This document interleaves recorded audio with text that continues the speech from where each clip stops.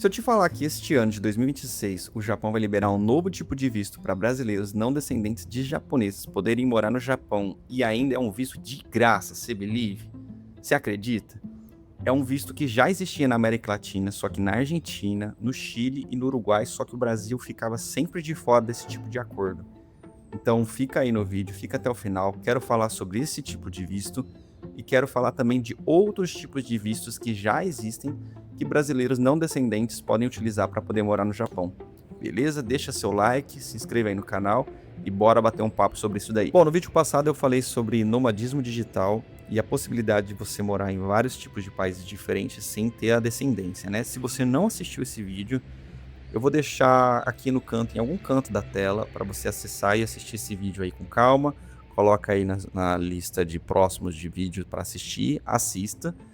E eu coloquei lá uma tabelinha de vários lugares, com seus requisitos mínimos, com sua renda mínima exigida para cada país. Não coloquei de todos, mas coloquei de bastante países por lá. Inclusive tem o do próprio Japão. E aí nesse vídeo e outros vídeos, né, no futuro, quero falar também bastante sobre o Japão, porque é um país onde eu morava. Eu cheguei a morar uns anos atrás. Então eu tive uma experiência que eu quero ainda trazer e quero trazer tipos de vistos diferentes, né, para não descendentes japoneses que possam um dia que tem interesse de morar no Japão, possa buscar mais informações sobre e às vezes não conhecem esse tipo de visto, né? E principalmente também depois de ter visto uma notícia de que o Japão ainda este ano vai lançar um novo visto para brasileiros. Então é uma novidade aí, uma coisa histórica. Bom, no caso dos descendentes, eu acho que eu nem vou entrar muito aqui no mérito da questão, né? A segunda geração, os Nisei, filhos de japoneses, Sansei, terceira geração, e os Yonsei, bisnetos de japoneses. Eu acho que isso aqui nem deve ter mudado nada, não faço ideia. Então eu não sei, né? É, para quem é descendente, acho que continua a mesma coisa. Então vamos falar dos não descendentes. Bom, o visto novo é o Working Holiday. Na tradução, acredito que seja férias-trabalho, que é um tipo de visto de férias para jovens, né? Ele entra em vigor no dia 1º de dezembro de 2026, ou seja, ainda este ano. E acho que eu já tinha visto esse tipo de visto para Austrália e talvez Nova Zelândia. Ele tem como objetivo principal esse tipo de visto o turismo, a vivência cultural, permissão de trabalho temporário, e ele tem uma duração de 12 meses sem possibilidade de prorrogar esse visto. Como eu falei no início do vídeo, ele é um visto gratuito, então ele tem zero custo. Você não precisa ter ascendência japonesa, então brasileiros podem aplicar, e você não precisa ter fluência em japonês, então o idioma também já é uma porta fácil aí para você entrar. Os requisitos principais: você precisa ter entre 18 a 30 anos, então se você passou dos 30, esse visto aqui já não te serve, infelizmente. Você precisa morar no Brasil para poder solicitar esse visto. Não pode levar filhos, nem outros dependentes. E, infelizmente, você não pode cometer crime. Olha que absurdo. Se você cometer o crime, já era, não vai dar também, tá? Esse visto é para não criminosos. Se você tem mais de 30, né, como o Working Holiday, só para baixo de 30, entre 18 a 30, se você já tem 30 a mais, tem outros tipos de visto, né? Então, por exemplo, um dos principais vistos que a galera vai sempre, né, é casar com alguém que é descendente. Aí você tem ali o seu visto e você precisa renovar todo ano, uma vez por ano. E você pode trabalhar em qualquer lugar, né, pelo Japão. Normalmente as pessoas que vão para lá não sabem o japonês, então que acaba sobrando mesmo fábrica. Não necessariamente você só vai poder trabalhar em fábrica, mas é que fábrica aceita pessoas que não falam o idioma, né? Então por isso que acaba sendo a porta de entrada mais fácil para quem vai para lá. O outro tipo de visto, que também é muito comum pelo mundo todo, é o visto de estudante. Então você vai para estudar, você vai estudar o idioma, você vai estudar graduação, pós-graduação, e você consegue trabalhar meio período. Diferente dos Estados Unidos, o Japão, se você vai para aprender o idioma, você já tem a possibilidade de trabalhar. Nos Estados Unidos você não pode, se eu não me engano, você não pode. Só se você talvez, sei lá, estiver fazendo algum tipo de faculdade, talvez, nem sei se pode também. Posso estar falando besteira aqui. Mas no Japão você pode. Se você for para estudar, para aprender japonês, você já pode trabalhar meio período, né? O outro tipo de visto é o que eu falei, o de nômade digital. Então, novamente, assiste lá o vídeo anterior, eu falo sobre o visto de nômade digital, e você nem precisa trabalhar para uma empresa japonesa. Desde que você ganhe ali, tenha a sua renda mínima exigida, você pode aplicar para o visto de nômade digital e trabalhar de qualquer lugar do mundo e morar no Japão. Você não precisa ter vínculo com o japonês, você não precisa ser casado com ninguém, você só precisa trabalhar, comprovar que você trabalha remoto e que você tem esse vínculo, né? E que você tem uma renda mínima exigida para o Japão deixar você aplicar aquele visto. O outro tipo de visto é de pesquisador e de professor. Então, se você recebe um convite, né, para uma universidade japonesa, você pode trabalhar lá. Então, você que é pesquisador e professor, procure saber sobre esse tipo de visto. Provavelmente aqui você vai ter que falar muito bem japonês. Para os outros anteriores, não, nem para Working Holiday, nem visto de nômade digital. E de estudante, no caso, você estaria comprando ali praticamente o seu visto, mas você vai estar estudando.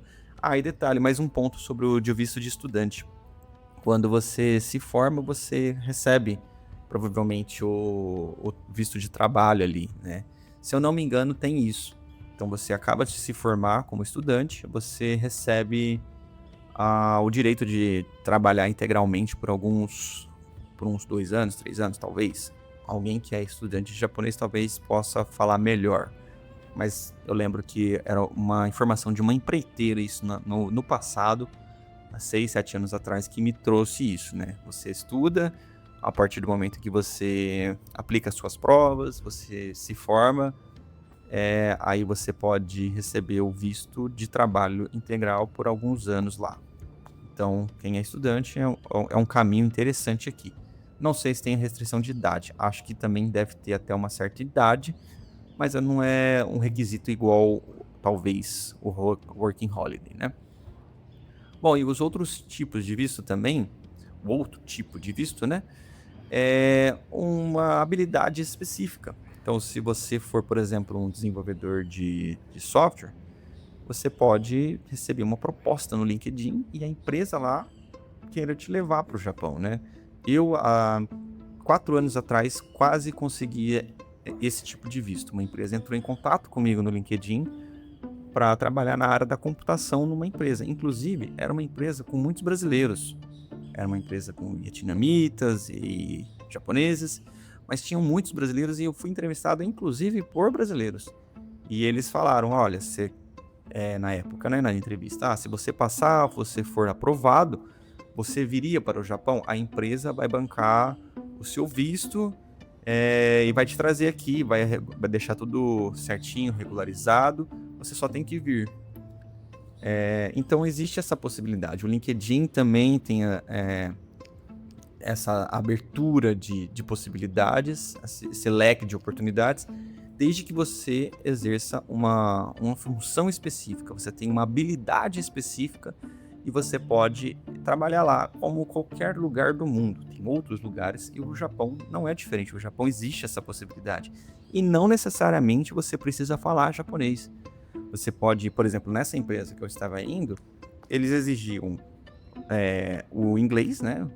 O inglês fluente, de preferência, mas mesmo que você não vá ser uma pessoa que fale muito bem o inglês, às vezes você encontra uma empresa brasileira. Eu já fui entrevistado por uma outra empresa, sem ser de brasileiros. Eu fui entrevistado por uma empresa japonesa, mas os clientes deles eram brasileiros que moravam no Japão.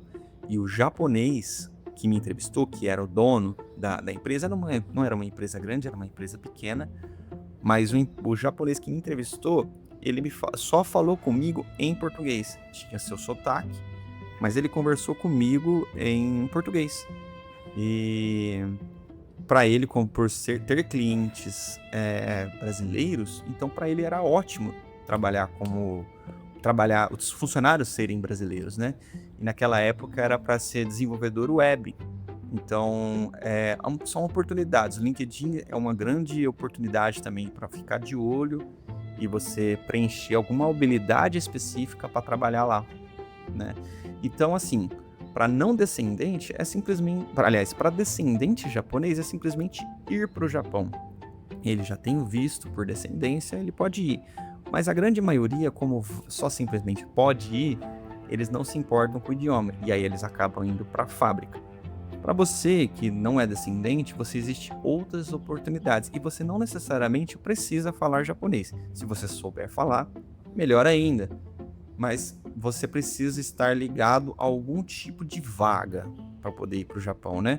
Seja uma vaga no Japão, como uma habilidade específica, como eu disse, no LinkedIn, por exemplo, tem oportunidades, ou um work holiday, né, que é um visto novo que vai sair, que você precisa também ir a trabalho, ou um visto de estudante, que também é uma vaga de estudante, mas você vai a trabalho.